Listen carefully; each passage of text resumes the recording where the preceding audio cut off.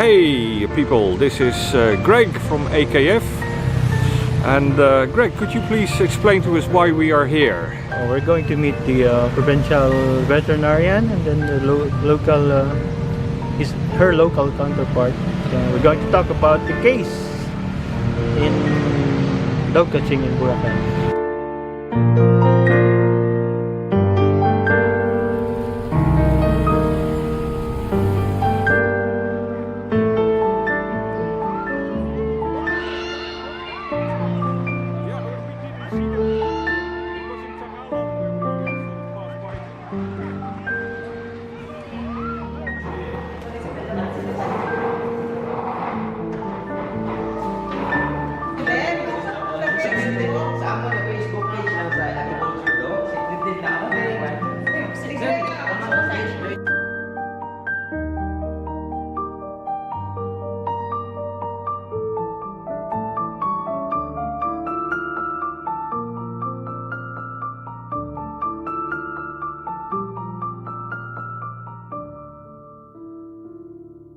So after the meeting with the vet and the provincial vet, the LGU Malay, and well, some of our friends, Greg, AKF, and where are you, Caroline?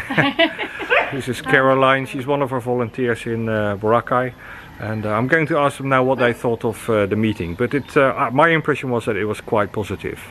No, it was my first meeting here. I thought it was positive too. Everyone seemed to listen, and although the LGU seemed very hurt about the videos and the wording, at least it brought them there, and they did agree on a plan.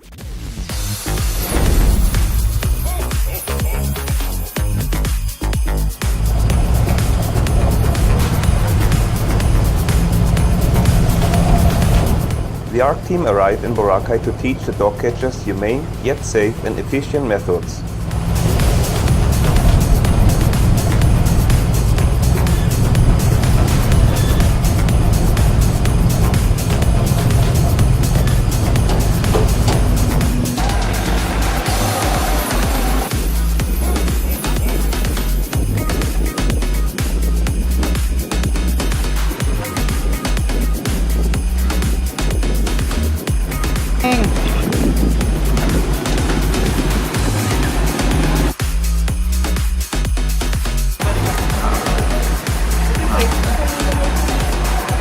Roads on the island are narrow, leaving little room for maneuvering the vehicle. Pairal ka mo sa kuwan. Hindi kami kaagi, hindi ko kaagi dyan kuwan.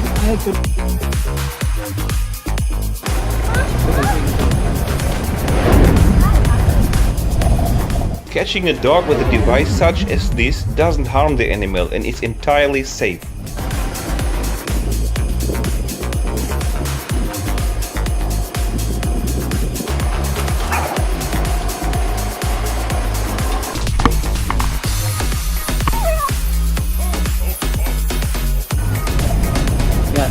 In order to restrain the dog in the least stressful manner, the net is twisted so the animal can't escape.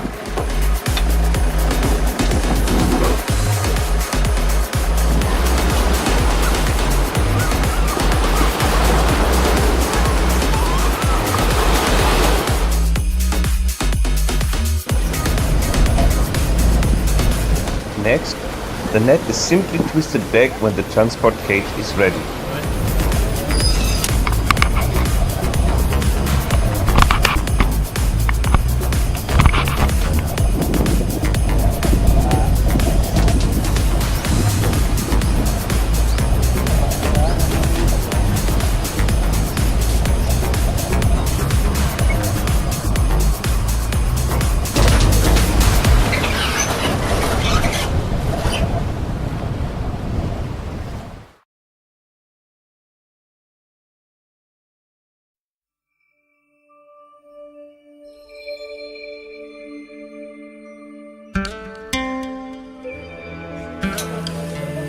Wala may-ari to.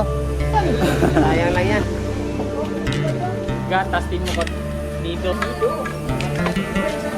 Baklit. Here, the mother and pups are reunited. So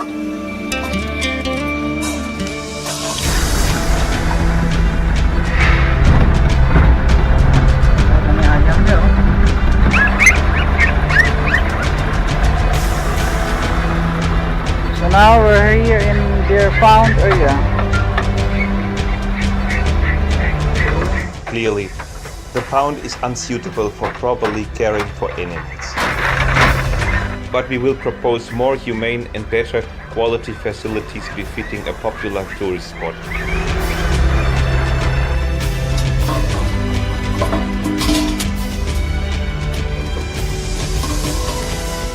With your help, we're coming back for them.